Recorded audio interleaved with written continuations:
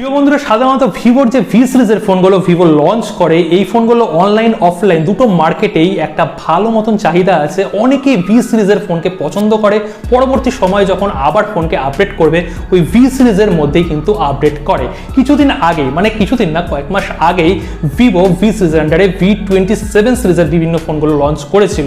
এবার ব্যাপার হচ্ছে তার আপগ্রেড ভার্সন V29 সিরিজের ফোন ইন্ডিয়াতে খুব তাড়াতাড়ি লঞ্চ হচ্ছে, খুব তাড়াতাড়ি লঞ্চ হচ্ছে।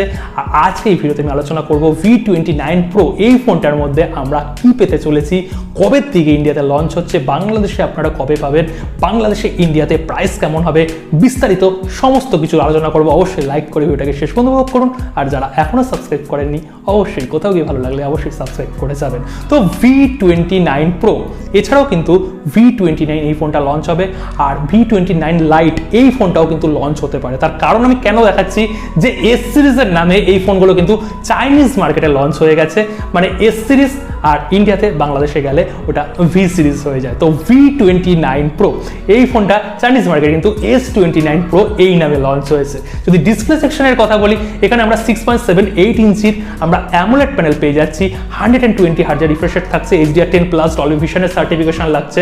ব্যাকগ্রাউন্ডে কিন্তু এখানে অনেকটাই নয়েজ পাচ্ছেন, তার জন্য একটু ক্ষমা প্রার্থী।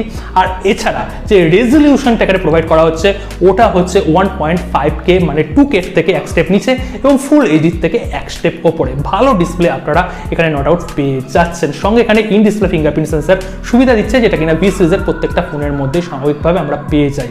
এছাড়া ক্যামেরা সেকশনের যদি আমরা কথা বলি, ক্যামেরা সেকশনও দুর্দান্ত থাকছে। ব্যাক সেকশনে 3টে ক্যামেরা থাকছে, 50 মেগাপিক্সেলের মেন ক্যামেরা থাকছে, এছাড়াও থাকছে 8 মেগাপিক্সেলের আলট্রা ওয়াইড এবং 12 মেগাপিক্সেলের একটা পোর্ট্রেট লেন্স থাকছে, দুর্দান্ত। হ্যাঁ, এটা কিন্তু অসাধারণ কাজ করেছে। এছাড়া ফ্রন্টে আমরা 50 মেগাপিক্সেলের সেলফি ক্যামেরা পেয়ে যাচ্ছি। এই ফ্রন্টের ক্যামেরা এবং ব্যাক সেকশনে 50 মেগাপিক্সেলের সেন্সরটা সনির পুট করা হয়েছে। তার মানে আপনারা বুঝতে পারছেন ক্যামেরার জন্য কিন্তু ভি সিরিজের ফোনগুলো কেন হিট হয়। এখানে সনির সেন্সর ইউজ করা এবং অপটিমাইজেশনও দুর্দান্ত থাকে। এখানে আমরা 4K ভিডিও রেকর্ডিং করতে পারবো 30 এপিসে ব্যাক ক্যামেরায়, বোকে ভিডিওগ্রাফির অপশনগুলো থাকে। এছাড়াও অনেক রকমের এখানে ভালো পোর্ট্রেট টাইপের, প্লেয়ার পোর্ট্রেট, এইরকম অনেক মোড রয়েছে ভিডিওগ্রাফি ফটোগ্রাফির জন্য। অনেক কিন্তু এখানে ফিল্টার দেওয়া হয়। আর ফ্রন্ট সেকশনেও কিন্তু আপনারা এইরকম অনেক অপশন পেয়ে যাচ্ছেন।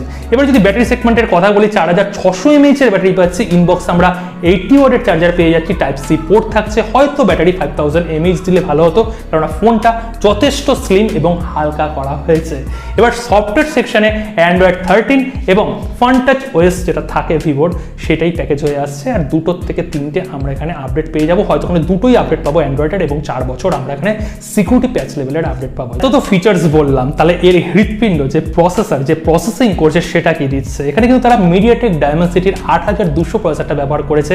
এই প্রসেসরটা আগের সিরিজের ক্ষেত্রে কিন্তু তারা ব্যবহার করেছিল, মানে V27 Pro এই ফোনে কিন্তু এই সেম টু সেম আমরা প্রসেসর পেয়েছি। 6nm বেসড একটা প্রসেসর, 5G প্রসেসর এবং আন্তত স্কোর 8 লক্ষের কাছাকাছি। তার মানে এখানে গেমিং এর জন্য, এডিটিং এর জন্য প্রসেসর কিন্তু এটা মোটামুটি ভালো লেভেলেরই প্রসেসর পাচ্ছি। কিন্তু ওই আগের সিরিজও যা প্রসেসর, এই সিরিজও ওই একই প্রসেসর কিন্তু ব্যবহার করা হয়েছে। এবার ভ্যারিয়েন্ট কি আসছে আর প্রাইস কত হচ্ছে ইন্ডিয়া এবং বাংলাদেশ মার্কেটে, দেখুন এটা যা চাইনিজ মার্কেটে যে লঞ্চ হয়েছে 3000 ইউয়ানের কাছাকাছি। যদি ইন্ডিয়াতে আমি কনভার্ট করি ওটা আন্ডার 40,000-এ দাঁড়ায়। আর 40 থেকে 42,000-এর মধ্যে লঞ্চ হবে এবং অফার দিয়ে এটা আন্ডার 40,000-এর মধ্যে আশা করি বিক্রি হবে। যদিও না হয় তাহলে ওটা 41 বা 42,000 টাকা ইন্ডিয়াতে এই প্রাইসের ওপরে কোনোভাবেই যাবে না বেস ভ্যারিয়েন্ট, এবং বাংলাদেশ মার্কেটে আন্ডার 50,000-এর মধ্যে থাকবে। আর যদি বেস ভ্যারিয়েন্টের কথা বলি, বেস ভ্যারিয়েন্ট কিন্তু 8GB র্যাম থাকছে, সঙ্গে এখানে 256GB ইন্টারনাল থাকছে। এছাড়াও 12GB অপশন থাকছে, 256 অপশন থাকছে। আর এখানে LPDDR5 র্যাম ব্যবহার করা হয়েছে। আর স্টোরেজ টাইপ ইউজ করা হয়েছে UFS 3.1, মানে পারফরমেন্সের দিক থেকেও কিন্তু একটা ব্যালেন্স থাকছে। আর ক্যামেরাটাও ভালো থাকছে। সঙ্গে এখানে ভিভোর যেই রকম হয় দেখতে, ডিজাইনও কিন্তু ঠিকঠাক থাকছে। কিন্তু এই ফোনের একটাই শুধু কন আমার লাগে, এই ফোনগুলো একটু ওভার প্রাইস হয়ে যায়। মানে যদি 35,000 টাকা এই প্রাইস রেঞ্জের মধ্যে লঞ্চ করতো, এই ফোনের ডিমান্ড কিন্তু ডবলের থেকেও বেশি হয়ে যেত।